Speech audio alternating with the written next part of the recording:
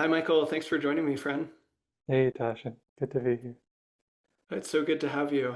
It's been a little while since we've seen each other. It's nice to see your face and to be with you. Mm. Um, so, a little bit of context. We are pretty new friends. We just made friends, I don't know, 2 months ago, 3 months ago. Does that sound right to you? October it must have been. Hmm. Yeah, yeah. Um, so, very recent, but I think very quick and fast and deep friends. And it feels like it's been many lifetimes that I've known you. And so it's so nice to see you again. And I'm delighted to have this time to learn more about you and to hear about your life and your interests and your gifts. And I feel so clearly that you have so much to give the world, and I want to help showcase who you are so that we can help you give more to the world. Um, so yeah, so delighted to have you. And I'd love to start by asking you the question I ask everyone about life stories. And uh, for me, this is really a sacred question. It's a sacred question to, and a privilege to get to ask someone this question. Like you have signed up to be asked this question, um, which is about your life and what's happened so far. And on one hand, this is a very simple question in that on the lifetime scale, I think of it as like, how are you? If when we ask each other, how are you? It's like, how are you today? And then when you ask about someone's life story, it's like, how's it been so far in this lifetime? Like, what's been happening so far? Uh, and on the other hand, it's a story. It's a story of who someone is and how they understand themselves, how they want to present themselves to the world. And because it's a story, it can be told.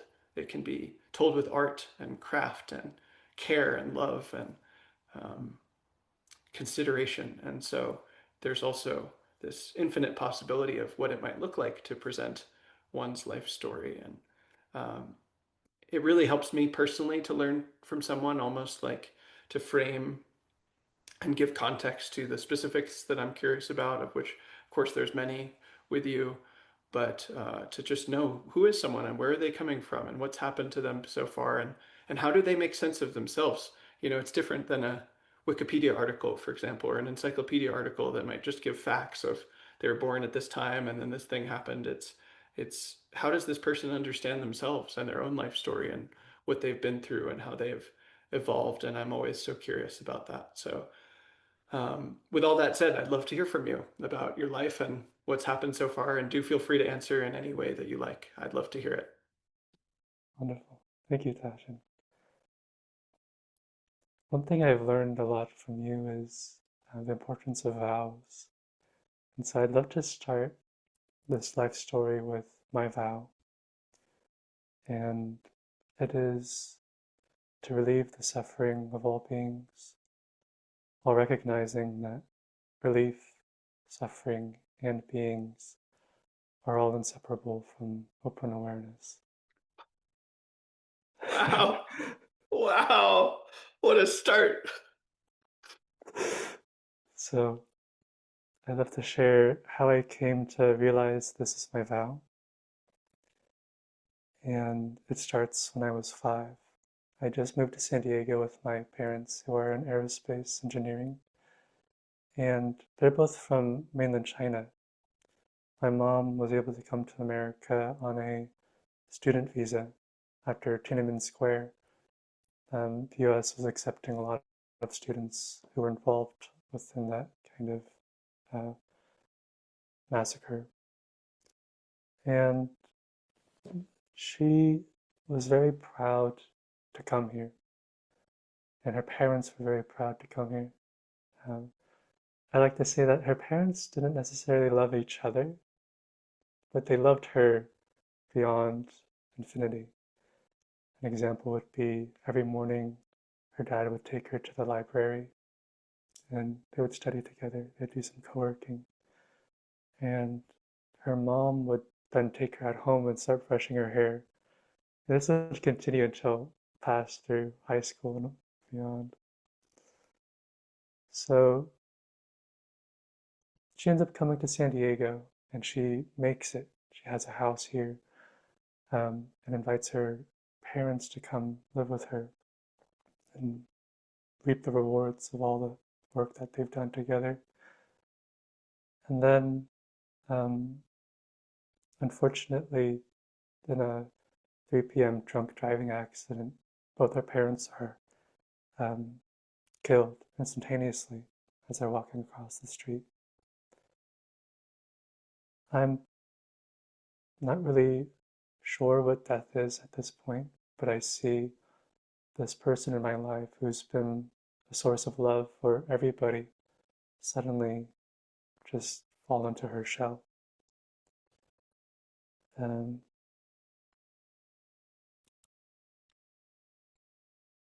yeah, I remember during this time, my mom, whenever she was crying, I would console her. I'd be like, there, mom, it's okay.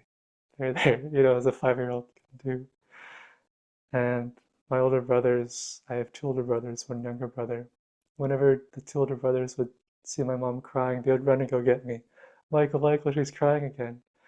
And then eventually she starts to hide from us. She doesn't want to spread her grief to us. And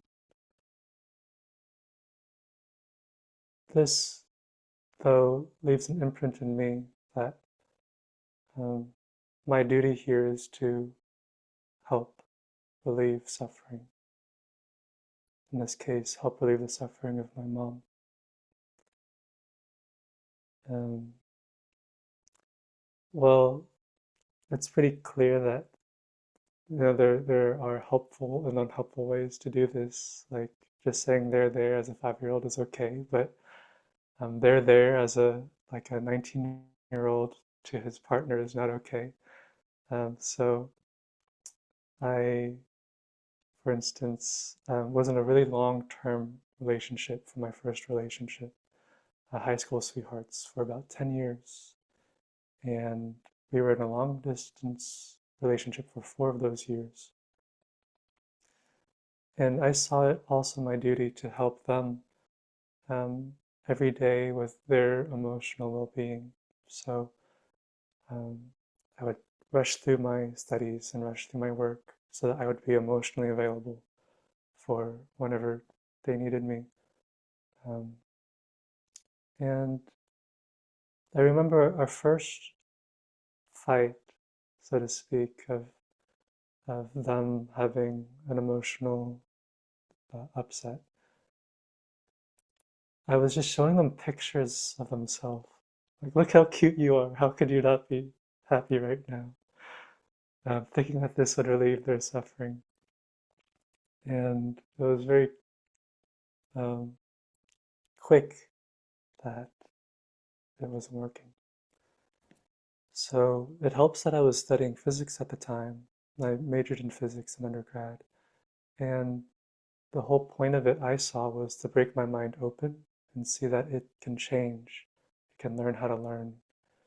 So I started to dedicate myself to effectively relieving the suffering of people. And the effective part is through um, opening up my mind to what's possible and learning how to learn.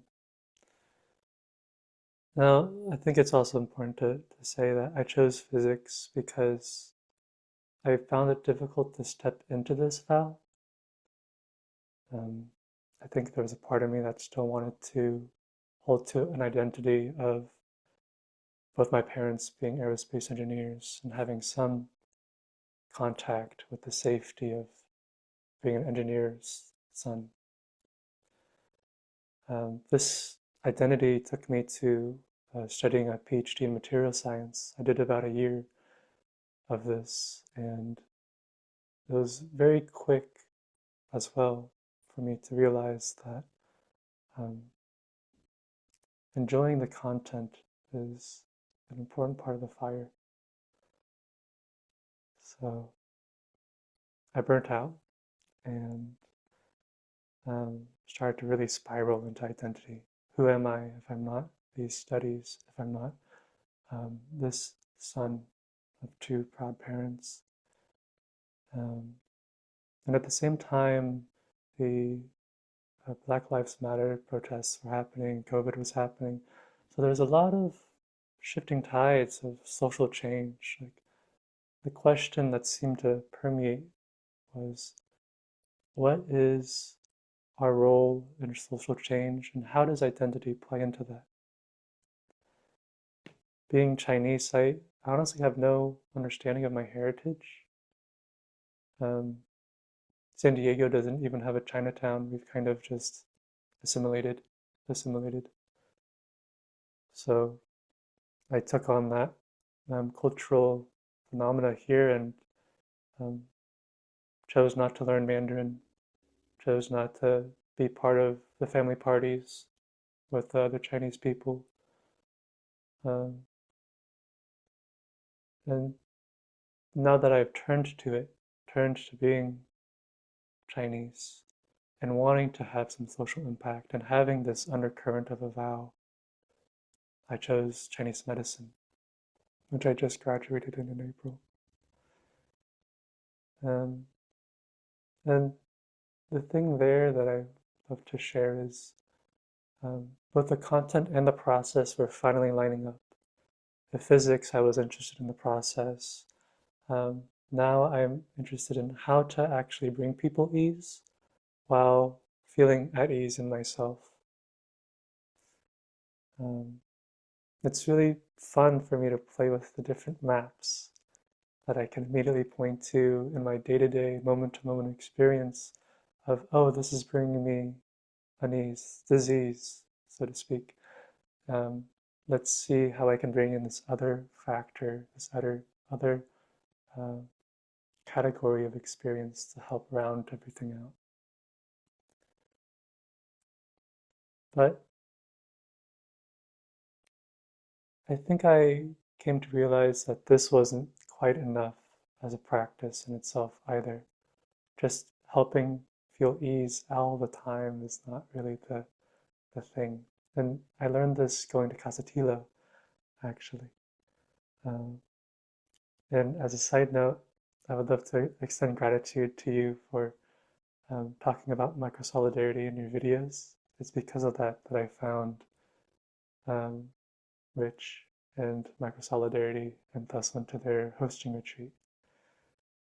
Um, and it was there that I was trying to bring ease all the time to everybody, thinking that was what it meant to relieve suffering. But then they shared with me that, Michael, we weren't getting enough of you. We want to see more of you, and not just this peaceful guy, but what makes you fiery? That seemed to be the main question on a lot of people's minds. What brings you that passion, that aliveness? Um, and so I started to circle a lot more and um, authentically relate as a way to reintegrate. Um, relieving suffering isn't just about bringing ease, but how I relate to discomfort. Can I just be with discomfort in myself? And circling, authentic relating does a great job of this for me. But I think perhaps the most important thing that's been part of my journey is um, this persistent meditation practice. Having a few awakening experiences in college of just realizing I am not my thoughts, and then wanting to stabilize this because I realized how much of a better person it made me for others. It helped me contact um, Frank Yang, at least his videos, the quickest way to enlightenment kind of thing. It didn't really work, but the inspiration that I felt from his videos helped.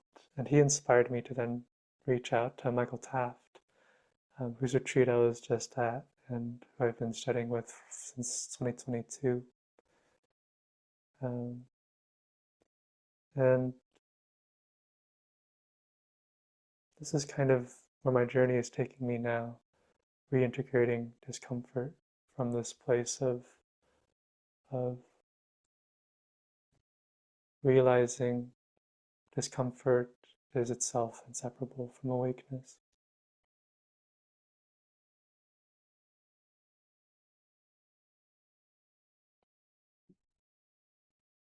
Mm.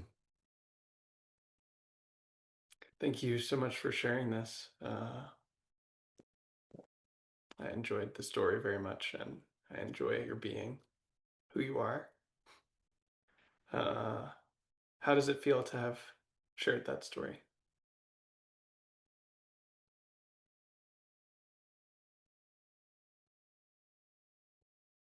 Yeah, I'm noticing a smile on my face, and there's this sense of ease in my chest. Maybe something want to pop off my chest. Yeah. Mm.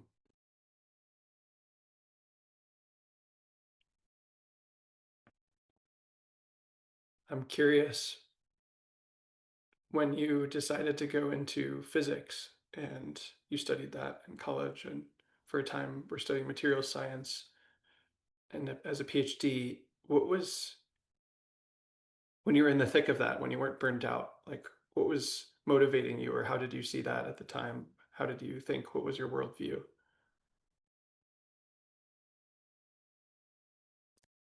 In physics, it was highly motivating to learn how to problem solve. Just always going back to first principles, deriving Schrodinger's equation, and then using that equation to solve the problem set. Uh, there's a part of me that knew that this was building character, that I could use this idea of going to first principles again and again to live my life. And then material science, I was excited to learn how to research. There's something about, okay, if I can learn how to problem solve and learn how to research to then problem solve, I feel like I would be unstoppable. I could create problems and then derive the constraints for them. Um, but the thing that fueled me, actually, I went to the University of Michigan, which was also where my partner at the time was going. So we closed the distance by me going there, and it became clear to me that I wasn't probably cut out for a PhD when I spent like 6 hours of the day writing scripts and uh, co-directing or co-performing this show with my partner. Yeah, I did. I did very little lab work after all. So you found more of an interest in theater, it sounds like. Yeah, What was that yeah. like? It was beautiful, Tasshin. It was actually really lovely. The University of Michigan has a lot of money, and so we were able to secure like these beautiful 270-degree, 10-foot tall projector screens with 4K cameras on rigs for just this two-person performance about, I think you might like this. There are three timelines. The first one are the cosmic connectors, the gods, so to speak. The second one are Michael and his former partner who have been in a relationship. And the third one was Michael and his partner who have forgotten each other. So it was the cosmic connectors' duty to bring the ones who have forgotten each other back together through their memories. Wow, I love that. Yeah, I love that. Oh. What effects did doing that have on you?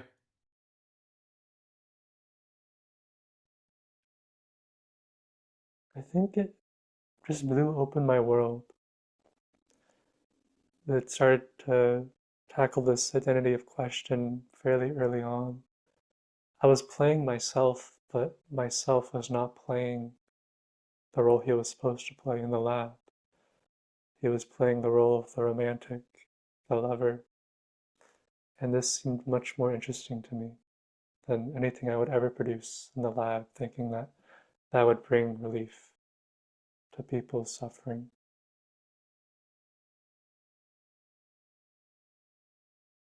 What role does romance have in your life?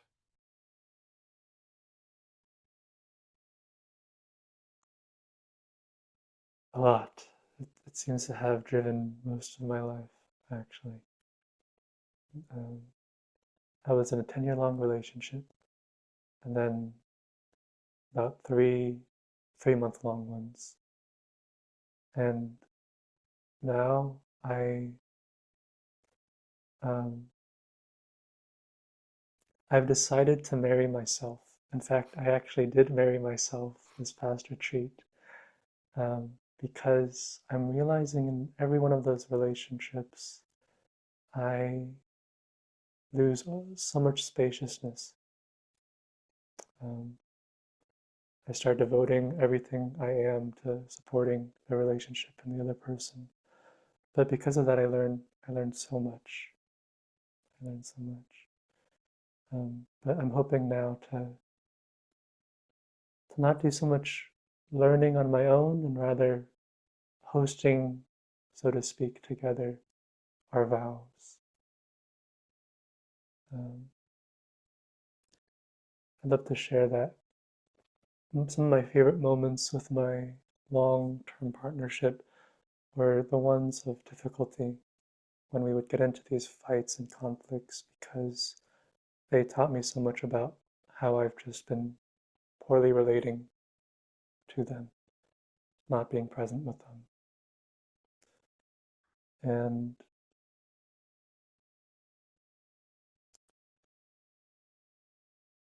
yeah, they're an actor now in New York City, and we're still very good friends, and I'm hopeful for whatever it is that they give the world. It's good. Cool. I'm so glad you're still friends with that partner. In my own life, I really treasure being friends with my exes. So I'm glad to hear that someone so important in your life you're still friends with. Mm. When you were sort of burning out, what was that like, and what do you think you were experiencing? How do you make sense of that burnout now?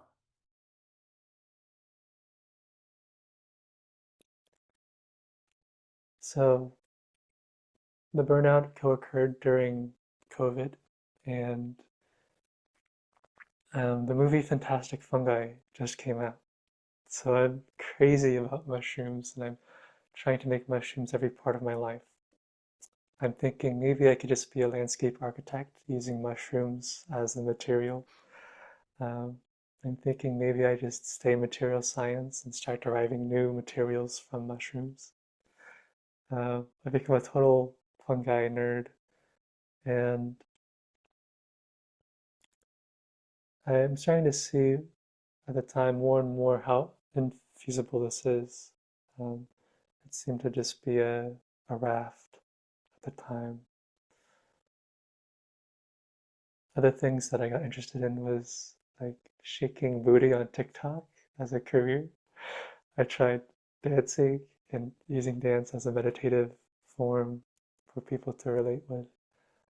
Um, I also, as I started to get closer to what it is I'm doing now, um, joined this website called, I think, Seven Cups or something like that, where I just chat people, listen to their issues. Um, yeah, to the question of burnout, there is a lot of suffering. I mean, I'm illustrating the suffering by how many different paths I seem to want to take. Every morning would start with the question, okay, now is the day I figure out what my vow is, what I'm here to do. And then the rest of that day would be a really tight feeling kind of experience of not that, not that, not that, not that. There is a persistent unsatisfactoriness with choosing a direction for where to devote my energy and time. And I think this unsatisfactoriness is on the nose, it's pointed at perhaps why this vow that I'm choosing now is what it is, because it's the only one that seems to at least acknowledge the unsatisfactoriness. for me. Yeah. Hmm. You talked about becoming interested in Chinese medicine and meditation practice and awakening practices. How did that start to grow in your life? Mm,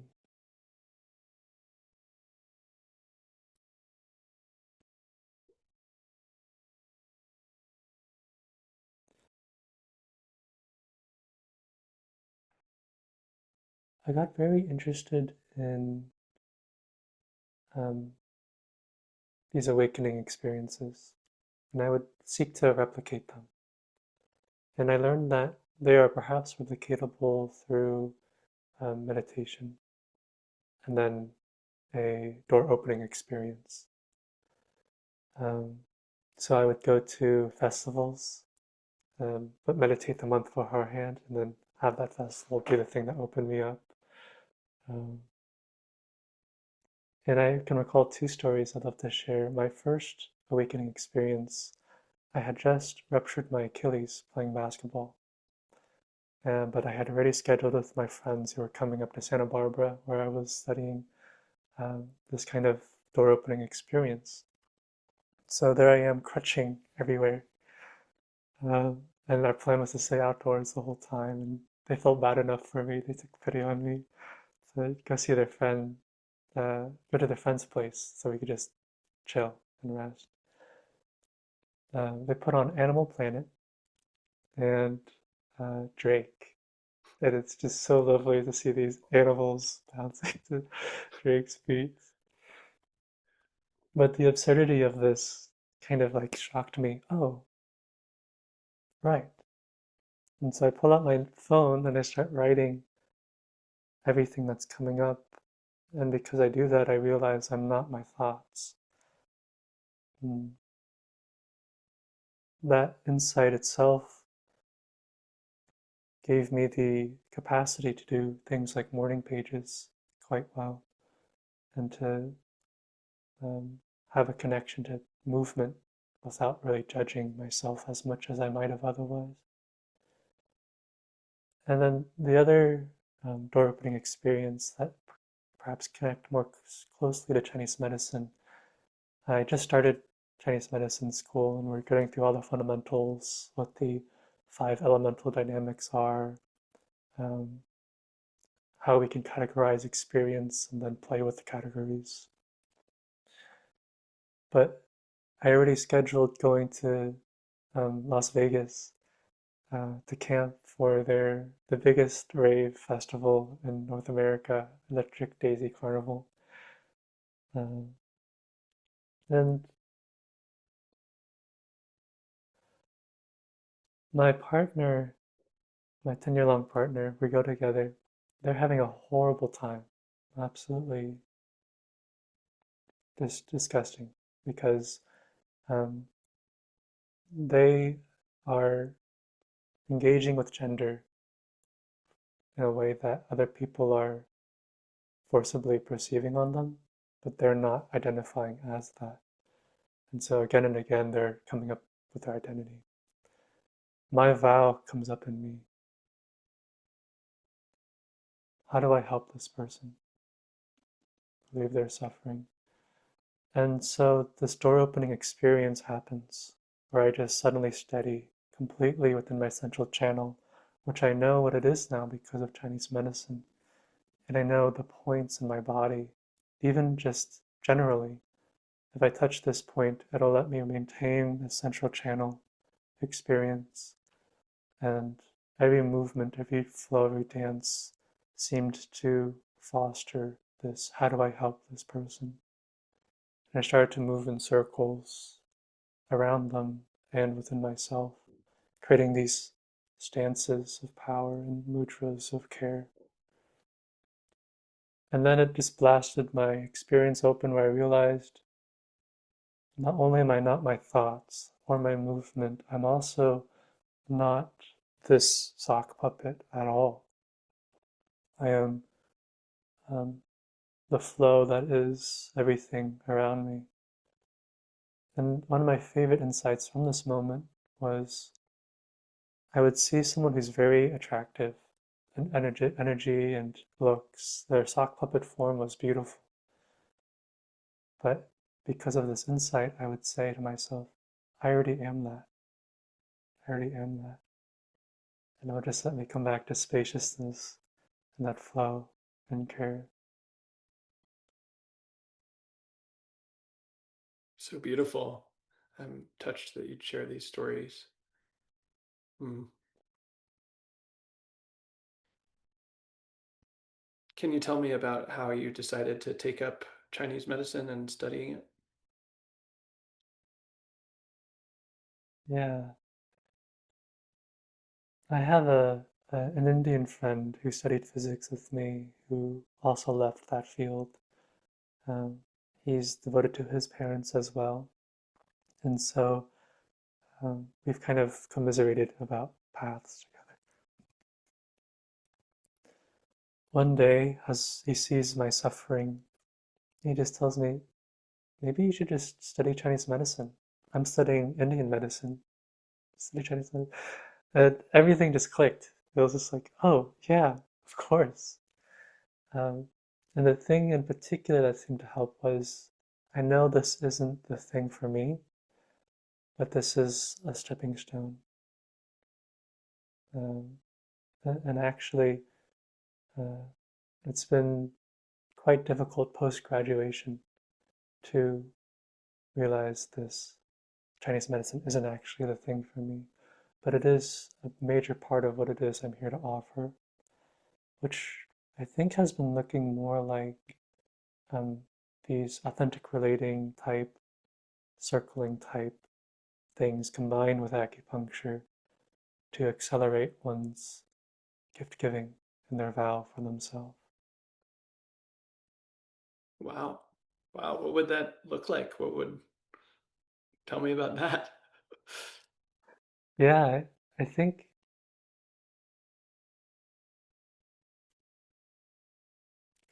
what it has looked like is in the same way that Rich Decibels talks about um, we are superorganisms living in superorganisms.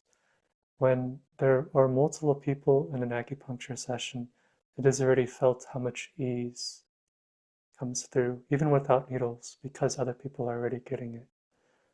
But what if we were to direct that instead towards connection, instead towards our vow, not just ease, but ways of relating to ourselves and each other? So the superorganism of all of us become our own body, a singular body that then acupuncture can work on. And that singular body has its own vow that is, I love to share actually. Um, Even here, I've been working with my neighbors, and they're two older Korean ladies who don't really do any of this, right? One's in Christian church, the other's a lawyer. But still, the three of us have created this field together whereby they are interested in hearing one another with patience instead of perhaps telling each other what to do. And generating from this vow to uh, hold space for themselves and others because in their respective areas, the lawyership or the church, um, they're realizing how tight everything is starting to feel. And so we create a container by where to practice this way of relating, building a memory for us to return to. Yeah. Mm. What helps you to enter into and welcome that kind of a field between people?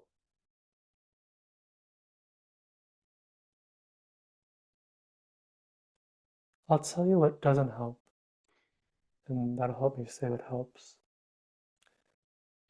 When I believe that I am the person here to help them, that does not help. And this can generalize into the more spiritual Wu sense of I am the deity of compassion and others are needing of compassion. This doesn't help. And this is why my vow contains the second part. I'm here to relieve the suffering of others is good and all, but to recognize that all of that is inseparable from open awareness. This is what really helps to realize they themselves are Avalokiteshvara, the deity of compassion as well, on their own path of demonstrating this and how it looks for them. And it also helps me share more of myself. Like when I was referencing Kasatilo, to realize other people can hold space for me. And this actually empowers them as it empowers me.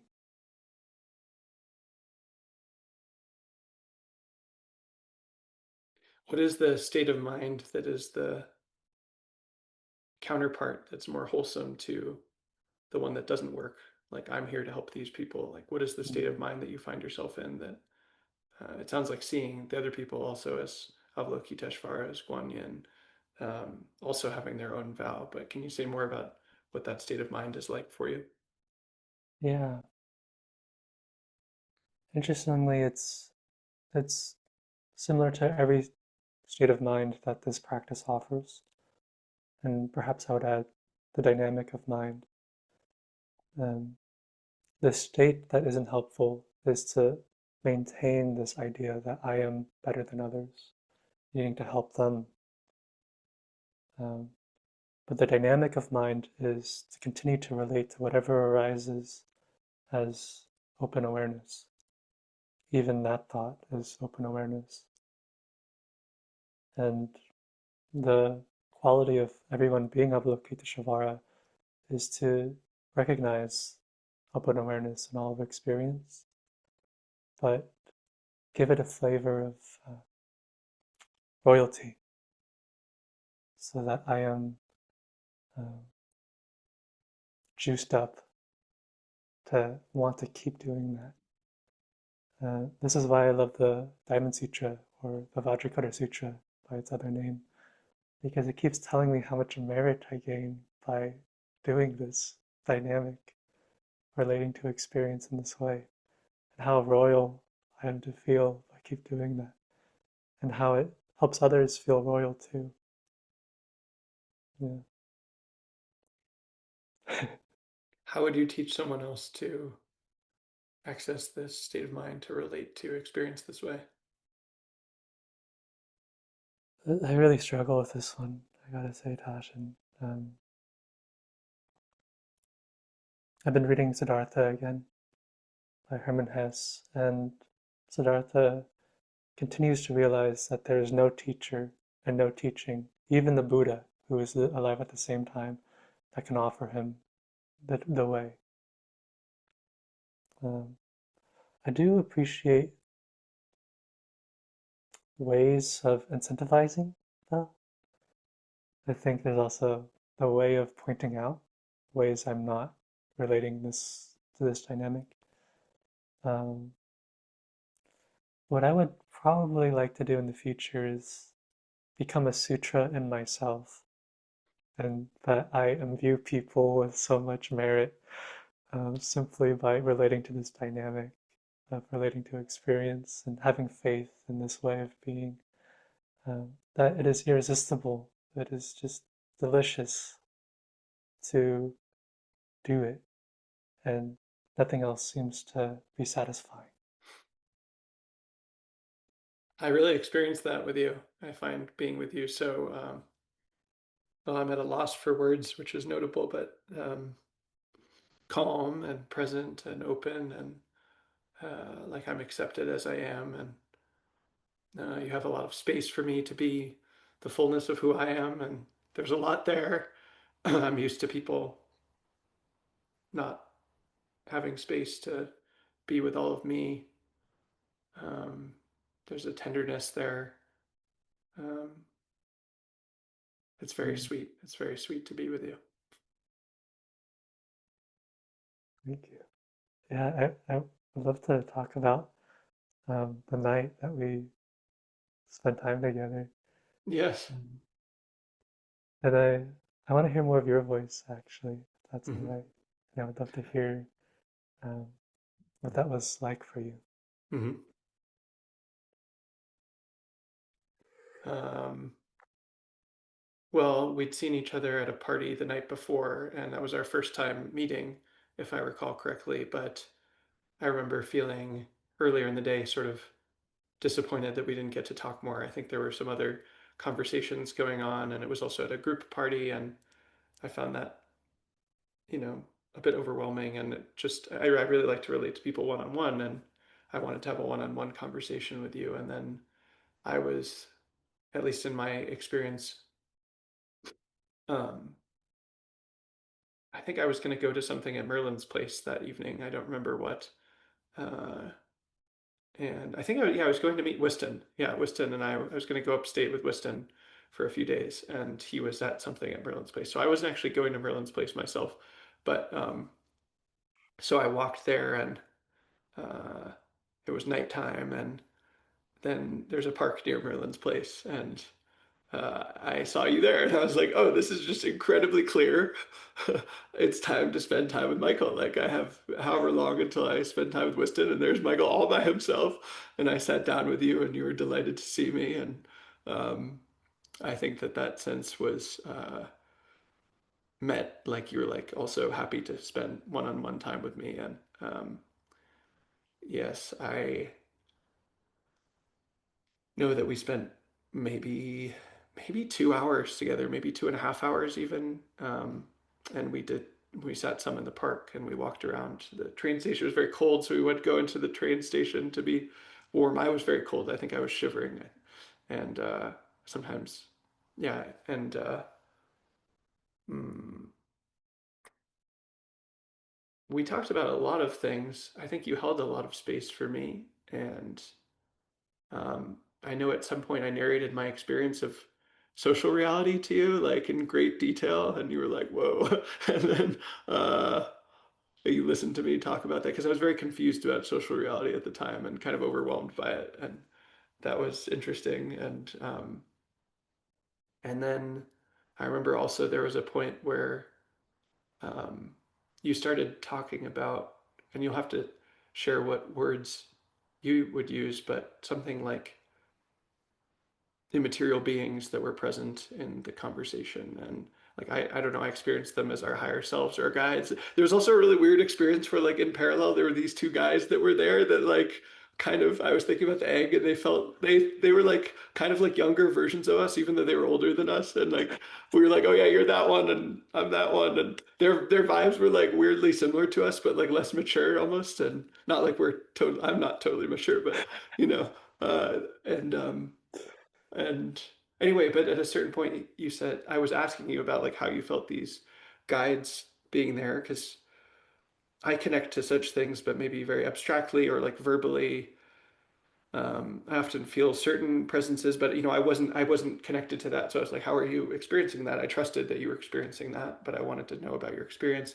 And then at a certain point, you said, I was asking, it was like very location based. You were like, well, they're here. I was like, okay. And at some point, you like prompted me to like touch a certain space, and I touched that space and just instantly started bawling, and like real, just like full on bawling. And I wasn't sad before that at all in my recollection, but I was just full on bawling. And I had this, I've only had past life senses twice in my life that I remember very consciously.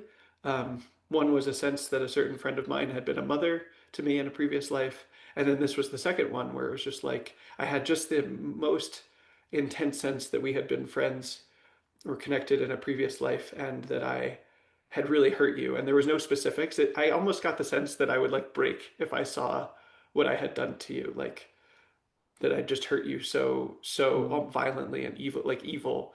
And then I just started apologizing. I'm so sorry.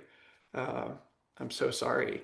And I don't know what I did to you, but I felt it. It was just like, wow, I did something so horrible to you, and I'm so sorry. And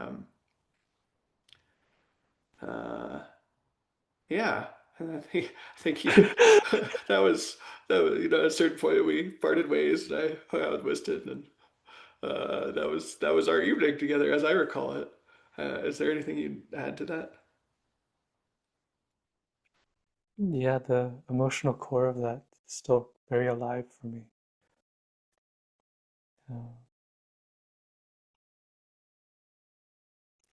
the sock puppet form that I take on when touching this core seems to be something very like saintly, like very just flowing robes, almost like those statues, and just like doing that and holding whatever is uh, arising.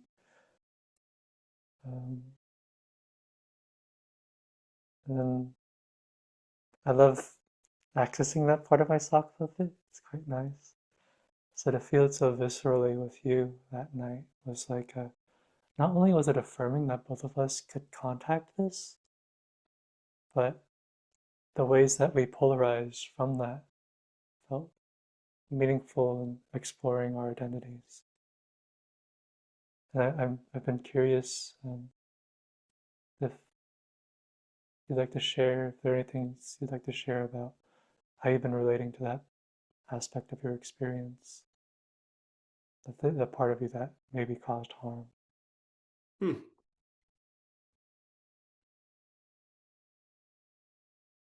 Well, it felt purifying, I remember, to apologize to you and to cry. And um, I hope that I healed some of that karma. The only thing that's coming to mind is that since that time, a project that I did recently that I'd wanted to do for a long time was to write a history of all the romantic relationships that I've been in this lifetime. And it ended up being 80 pages. And Mm, um, at the end of each section about each person that I've connected with, and some people were just people I had a crush on or something, or some kind of connection with. But at the end of each section, there was I used these, and I'm not quite sure how to pronounce this, but the Hopopono phrases, which are "I'm sorry," "Please forgive me," "Thank you," "I love you," and yeah, I could see more clearly from a zoomed out perspective different patterns that I have and ways that I've hurt people or didn't show up in a way that I was proud of, or that I might not have been clear about at the time, but in retrospect I was like, oh yeah, that was not so good, or I see how these things relate that I didn't understand at the time. And yeah, that's what comes to mind when you ask. I don't know, I don't feel when you say, oh, we could both connect to this, like, one, I'm not quite sure what you're speaking to, and second, like, I almost had the experience of like parts of your phenomenology are like very present for you and very easily accessible for you, or that are not very easily accessible for me. And like being next to you and having you like literally bring my hand to this space like helped me connect to something that I feel sort of blind to actually. And so um, we all have different gifts, and I feel like that's a gift that you have, and one that I don't feel like continuous access to. And it felt like you were, it was like the sighted leading the blind. You're like, okay, we're gonna go this way. And I was like, oh, I didn't know there was even a direction over there. Okay, wow. mm. Sounds like a beautiful project to offer love and forgiveness to every romantic experience you've had. I would actually love to spend more time on that and hear about how that has been for you, or what other things you'd like to share.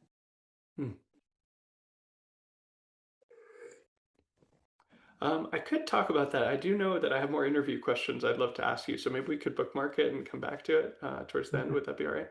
that'd be all right. Um, It does make this recent strain of conversation makes me want to ask you, like, how would you describe your phenomenology? Like, what is it like to be Michael? Like, what's just a normal day bouncing around being you? What do you feel like that's like? How would you describe it to someone else? Yeah, I mean,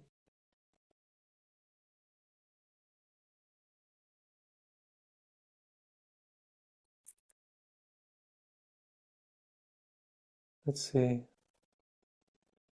How would I describe my experience? I can only describe it without comparison.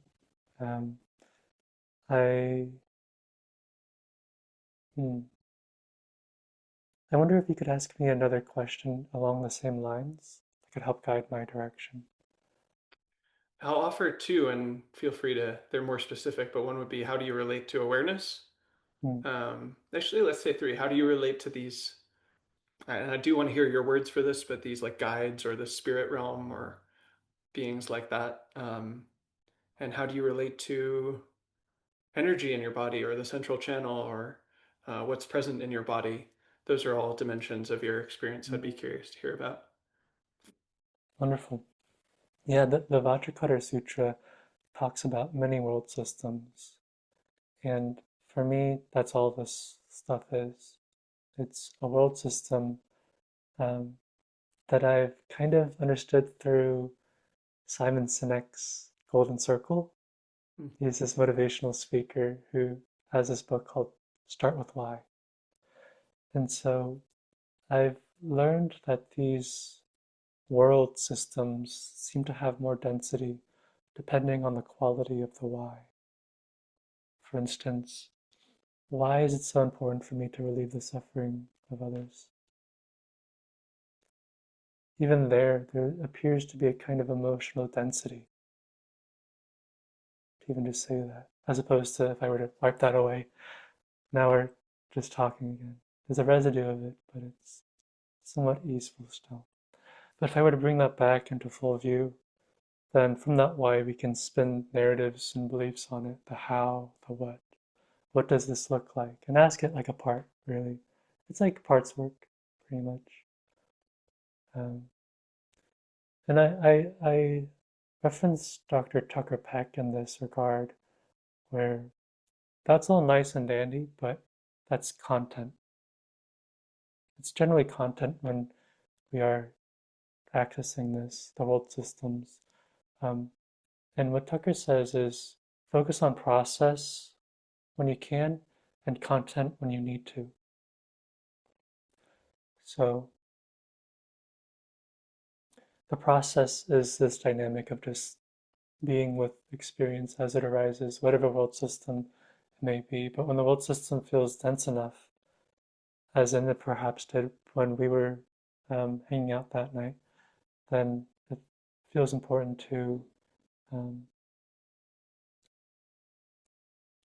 engage it for me like a good friend, like I'm hosting them, asking them, what is it like to be you? Uh, could you share more about yourself with me? Why is that for you? Really getting to the core of this world. Why is this world here? Yeah. I guess to add to that on the Chinese medicine side of things, um,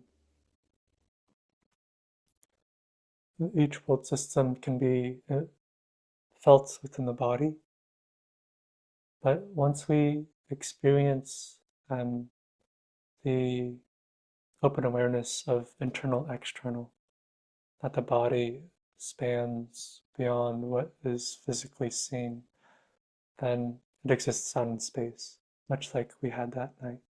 It felt like it was our shared body simply having this tightness right here, much like I might have a tightness in my right knee.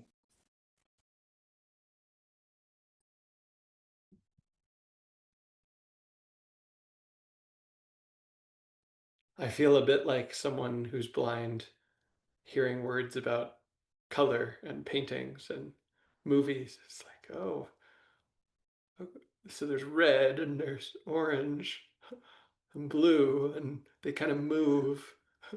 And then there's stories. I'm like, what?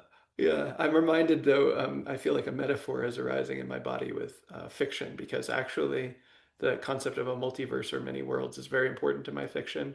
I like to joke that all of my novels take place in the same multiverse, uh, which is to say each one takes place in a different universe, and but it's the same multiverse, and um, really imagining these different worlds makes them very vivid for me, and I almost experience it phenomenologically as like I'm seeing this other world, and I just describe almost like a journalist what's happening there.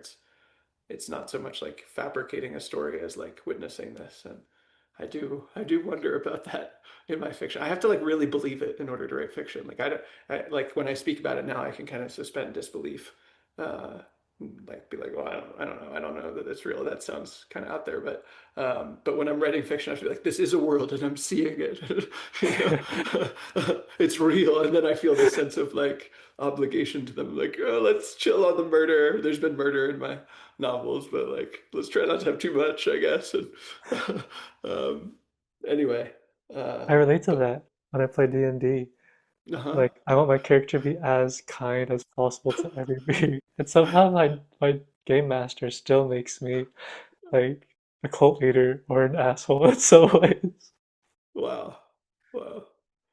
Uh, how did you start having this kind of what seems to me to be a devotional relationship with the Vajrakutter Sutra? Hmm. Michael Taft loves inviting people onto his podcast from a variety of backgrounds, and one of them he invited is Ken MacLeod, who's been steeped within the Tibetan Buddhist sphere. He's a translator, and uh, he had a class at the Berkeley Alembic, 6 parts of the Vajrakutter Sutra. And the way he taught was right on the money of exactly what it is I want to be doing within myself and for others. The first thing he says before he starts class is, I don't know many of you, so I want to ask, why are you here? And then someone would give an answer. And then he would say, why is that important to you? And then so on until the same person suddenly they're sobbing. And he's like, that right there. It's like, what the fuck? Like, you could do that in a classroom? And he touched upon the sutra maybe a total of an hour amongst these 6 hours. The rest of it was just indicating the importance of role play. He would have two people read the sutra as if they were the Buddha and the Subhuti. Um, and then one person just act as open awareness, as thusness. And then he would take that person away and see how it would change the dynamic to have this relationship to open awareness. Um, but I recently got back onto it. So today is day 26 out of 100, I'm hoping, to recite the sutra out loud. And um, it feels like it points out the ways that I can grasp, especially grasp when I am seeking to refine my merit, refine my vow. It'll say things like, by reciting the sutra and sharing it with others, you have so much more merit. It's immeasurable compared to someone who were to take all the world systems, make them into 7 precious jewels, and give them away. Like, to even, I'm speechless, even just thinking about that. But then it'll say, this merit is nothing else other than open awareness. And so don't hold on to it. Yeah. The reason why this is important to me is because I have been struggling with vows my whole life, indicated through searching through careers, even with relationships. And this seems to be something that not only gives me fire, but it lets that fire go somewhere. It gives me like a reason to be here. Yeah. Mm, mm, mm.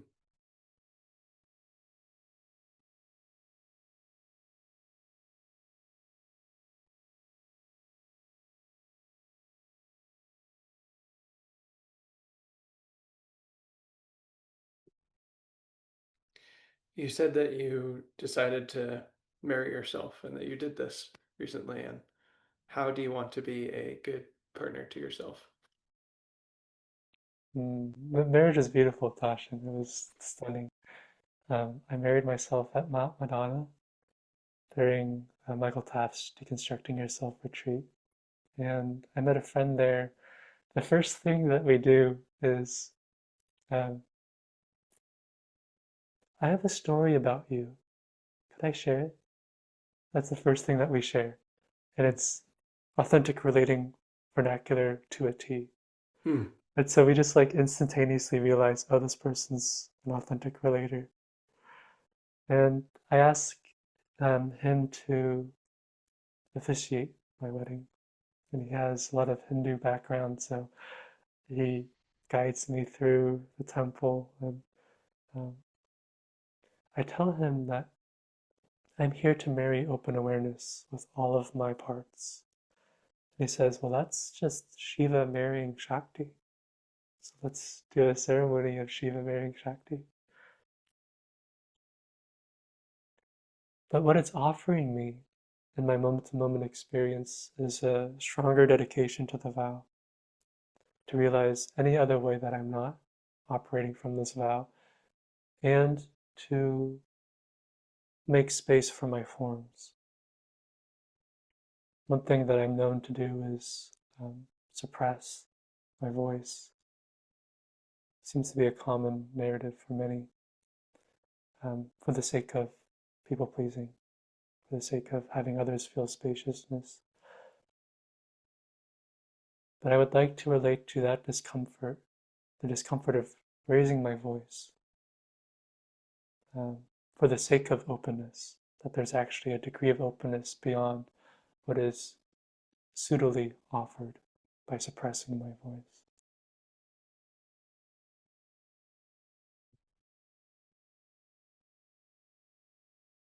You have this clarity about what your vow is, and you have spent time training in these different disciplines and learning these skills. And you have this sutra to guide you, and you've married yourself, and you uh, feel like you've put a lot of work to get to this point.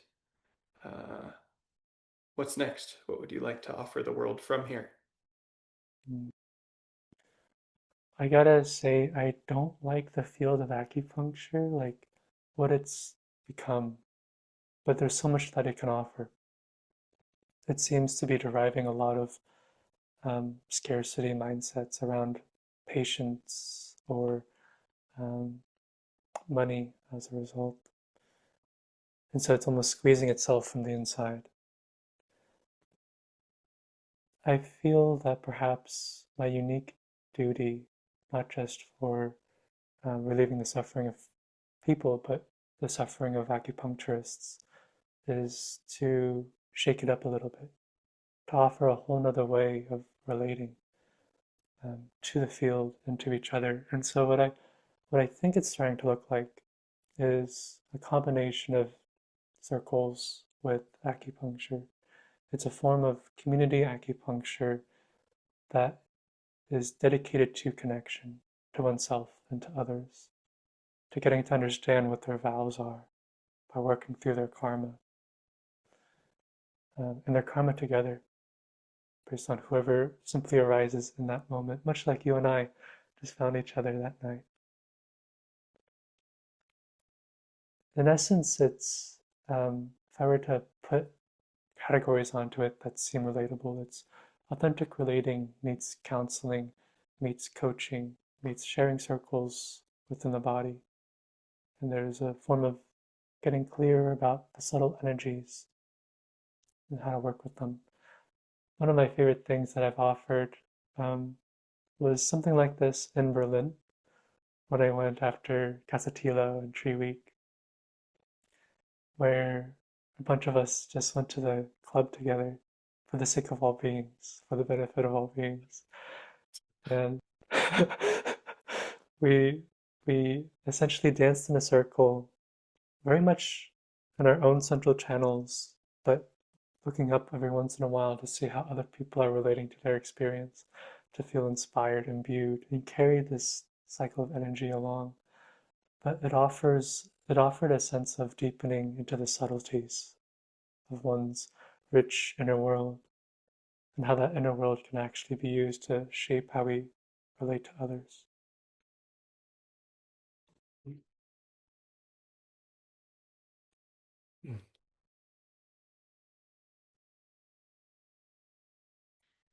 You have so much to offer the world and so many gifts to combine and recombine. And I'm excited to see that unfold in the years and decades to come. Mm. Thank you, Tasshin. I feel very well supported by you. Mm. Well, I've asked a number of questions of you. Is there anything you'd like to talk more about or have more of a two-way conversation about? Yeah, I want to talk about relationships with you. I keep getting on my TikToks that I am going to get a soulmate, marry somebody, and get pregnant this year. Um, yeah, so I'm curious to just dive into relationships. Hmm. Well, you'd asked earlier about that project, and I actually don't remember what you asked about it, about like it was what I learned from doing that or something like that. Hmm. I I wonder if there's a more specific question that I Mm-hmm. can ask. Right now, the question is if there's anything else you'd like to share about that. Hmm. Well, zooming out a little bit, I've really enjoyed doing private writing this year. That's two essays this year that I've written privately. I wrote 35 pages about something else earlier this year, and then, yeah, it ended up being 80 pages. That was 29,000 words. That's longer than some of my novels that I've written.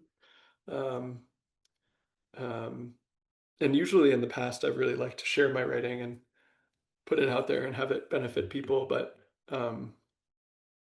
these pieces felt right to write privately. And I do think that still benefits the world, even if I don't share it, because it changes how I think about certain things and how I relate to certain things. And yeah, I feel, I mean, you talked about kind of this space that there's this partner and family that you're calling in, and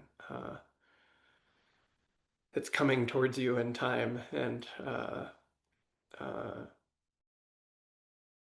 I feel much better prepared to have a partner because of this work where I can kind of see, oh, these things haven't worked and let's do this. And not like it's perfect. I'm sure there'll still be challenges and probably some of those patterns will still rear their heads, but I see myself relating differently to various situations and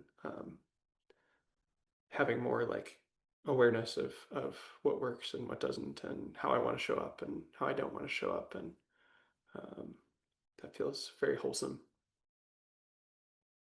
Yeah, I'm wondering, how do you see partnerships, like within the worldview lens? And I can ask another question if that doesn't Mm. bring anything up.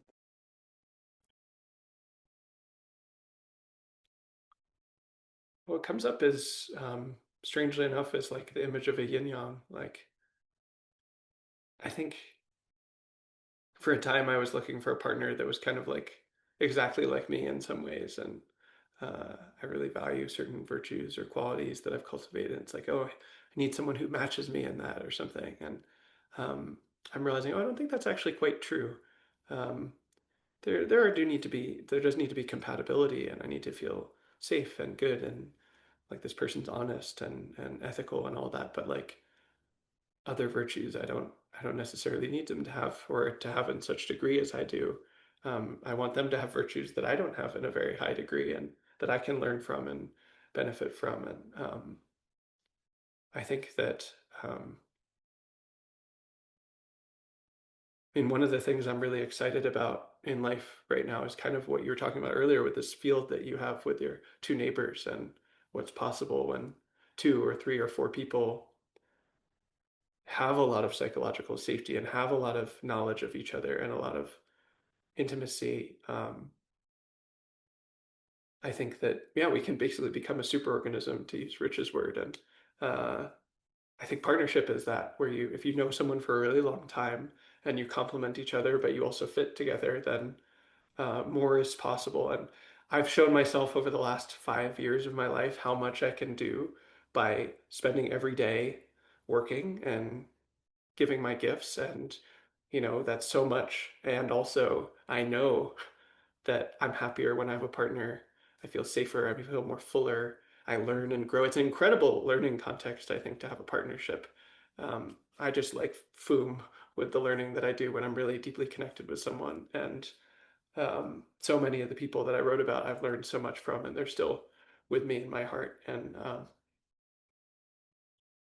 yeah, I think we can do that in any dyad friendship, and we can do that in groups of threes or fours. And um, there have to be a lot of conditions in place for that to be safe and ethical. And but when that's there, it's just so powerful. And I think I'm really shifting gears. I've known that this was possible for different points in my life, but I think I'm shifting gears to really call that in, and both with partnership, of course, but also with friendships. You know, we clearly just went there very quickly, and are able to really share our gifts and support each other and have this holistic, wholesome, net positive flow between us. And I feel that with many of my friends. And we're both friends with Elise, for example, who feels present in this room, and he's my oldest friend, the longest standing friend that I have. And there's so much shared knowledge there and so much safety and love that I think we can build a really beautiful diet. And we've been talking a lot about that and what's possible from there. And similarly with some other friendships that I have. And in a lot of ways, actually, the Service Guild is like a giant version of this with 9, 10, 11, 12 people and counting. And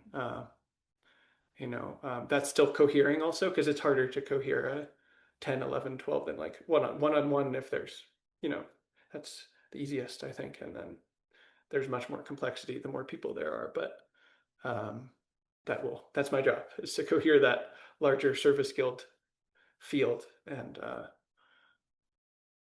yeah, I think I've been preparing for that in some way. There's something I've been reflecting a lot this year with both of these essays, actually, is something like safety and uh, how do I put this? There's this saying in IFS with parts work of like move at the speed of the slowest part, or something like that. And um, like really make sure that all of your parts are a yes, and if there's a part that is a no, then you go at the speed of that and really check in with it and see what it needs. And um, I feel like that insight is generalizing for me, of like move at the speed of consent, or move at the speed of conversation, or move at the speed of actual aliveness, like move at the speed of mutual interest, mutual hell yes, even. And that speed really varies very widely, and a lot of times it's like, and I'm learning a lot about pacing myself, because in my own system, I love to just run. I love to just go. Like I experience myself as very aligned, and it's like, okay, let's use that and go. But and there might be even people who want to do that with me, but it still makes sense to like attune and see what's actually present and go step by step, and when to go slow and when to go fast. I feel like that's been a major theme of learning for me this year. So I don't know, that all of that is what comes up when you ask me about this. I think romantic partnership is almost a fractal reflection of a much larger set of themes and issues about connection and self and identity and other. And it's a potent field, but like the same themes come up in so many ways in life, I think. Mm.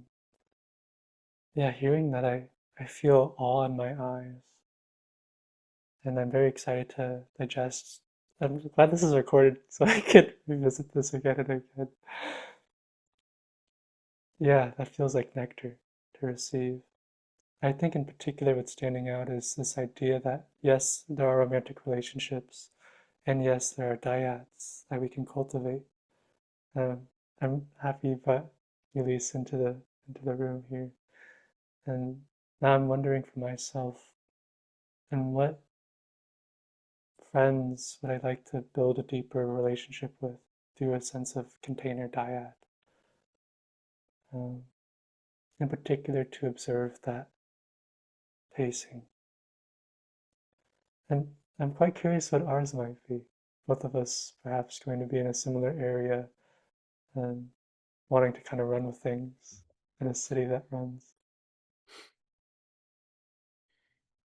Yeah, I feel one of the things I learned that I definitely wrote about as well is this concept of right relationship.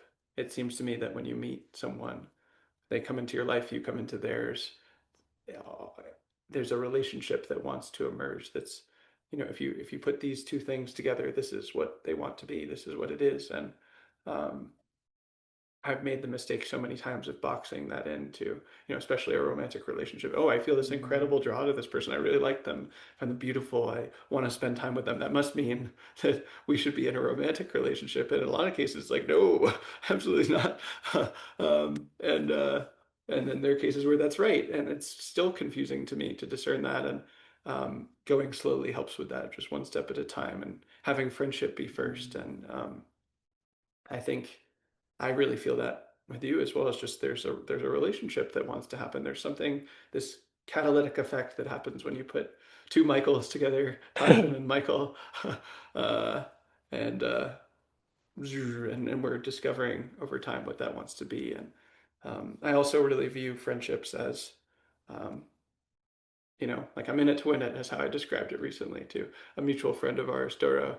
It's Oh, like, I just want to be friends for the rest of our lives. And that's not always possible. It doesn't always make sense. There's ruptures that end friendships. But, but my default is like, I just want to be friends for the rest of life. And Ulysses really gives me that sense of confidence of knowing that's possible, because I've been friends with him for so long and such deep, rich friendship for so long. And this year, especially, I had a number of friendships that hit 10 years old.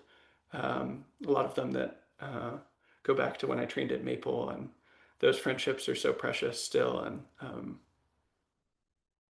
yeah, I think that if you have a friendship over time, over a long time, and you just keep going, like something beautiful that's unexpected emerges, where it's like, oh, they might have thought it was this, but it's actually, it's this totally different thing. And then, of course, there's different seasons of life, so that, you know, I would not be surprised if we fast forward 3 months, 6 months, 3 years, 6 years, like who you are and how you make sense of yourself just totally changes. And who I am and how I make sense of myself totally changes. But like at this later chapter and juncture, this thing becomes possible that we couldn't have seen coming at all. I feel that all the time with my friends. And that's why I want to meet people that I feel drawn to early, especially in person.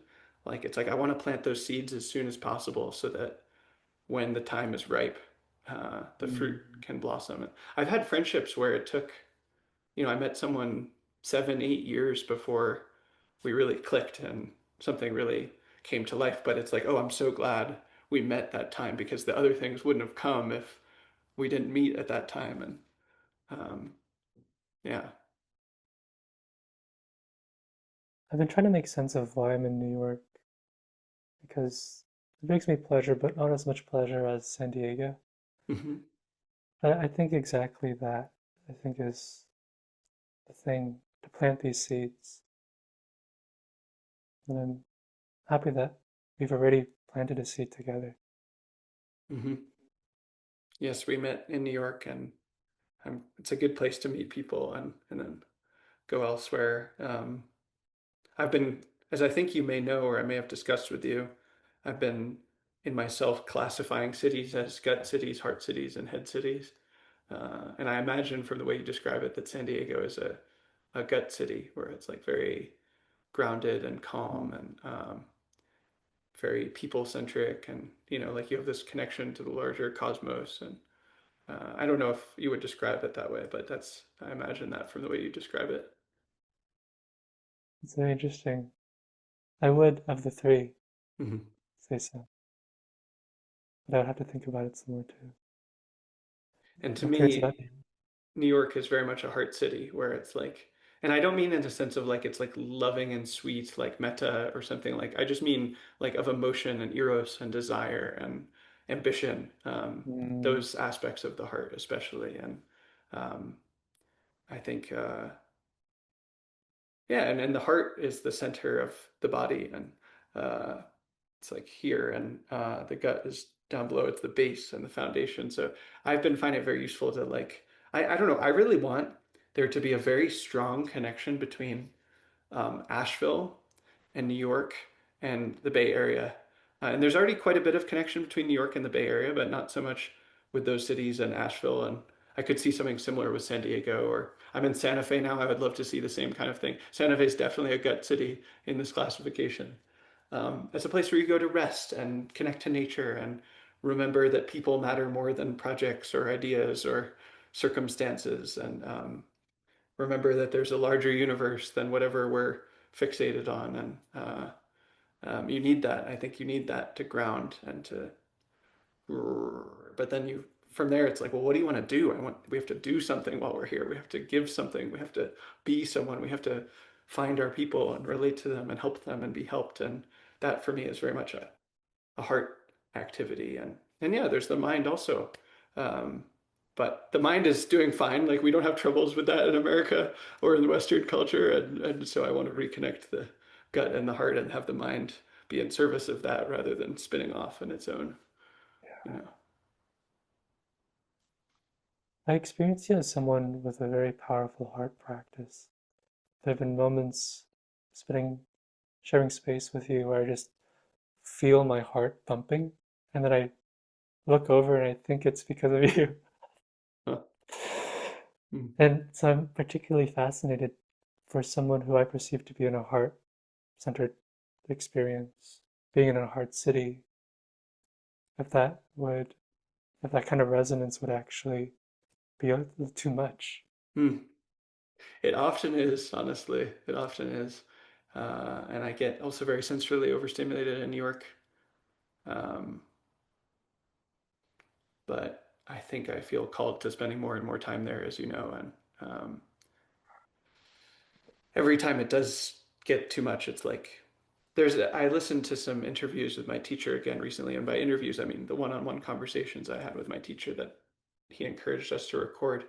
And so you said something about um, coming to the end of one's rope, and he said you should come to the end of your rope because it was never a good rope in the first place.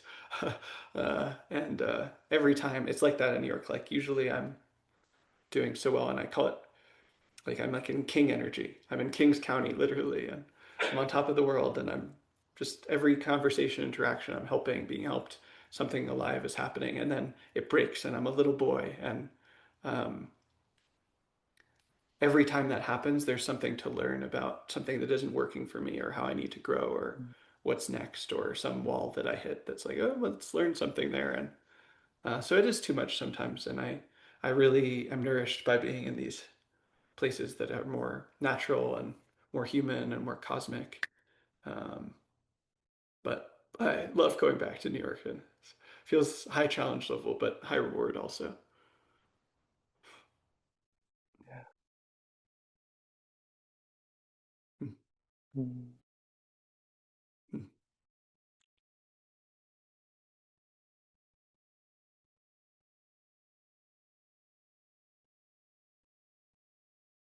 What's up with North Carolina? mm. I've been hearing wonderful things. I've been very happy there at different points in my life. I first went there because my cousins lived there actually a long time ago, but um, then I spent some time there with Jane and um, lived with Jane in Wilmington, North Carolina, of all places. That was funny. We were like a bubble of two, and with Nyla, her dog, like three, a bubble of three in like a very different ecosystem.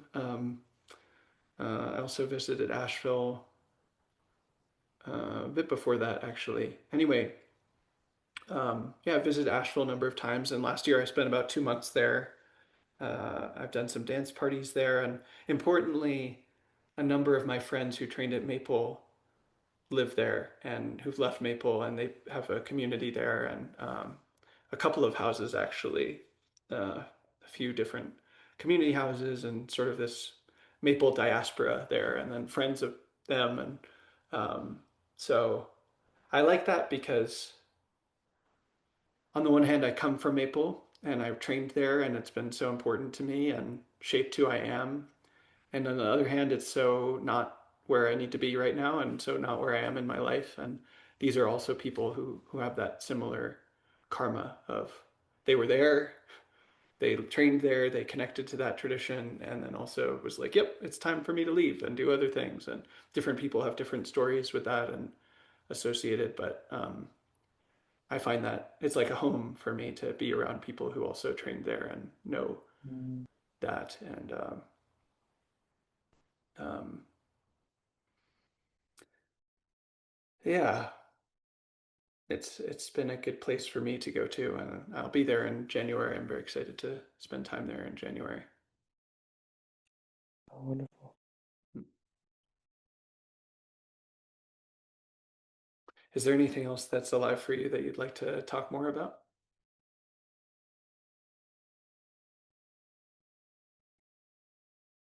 I would love to share that I am co-facilitating, co, I don't know how the word, co-something. I'm helping to put on a retreat at Casa Tilo. Mm. I think Mariah may have mentioned in her podcast with you. Mm-hmm. We're doing a artful relating retreat late April this coming year. Mm. I'm excited to, um, the thing I'm excited to do there is experiment with different ways fields can come together and how we can structure things to really build something beautiful together. Mm. Because we're going to be in a national forest, there's going to be circling outside. I'm excited to have dance party circles, deepen the inner experience. Yeah. How about yourself? Is there Mm. anything else you'd like to share? Well, I'm touched to hear about that. I love Casatilo, and I love Mariah, and I love you, and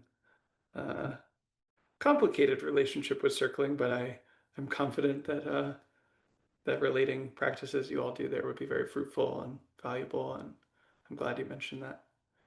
Um, be a privilege for folks to be at that. Um,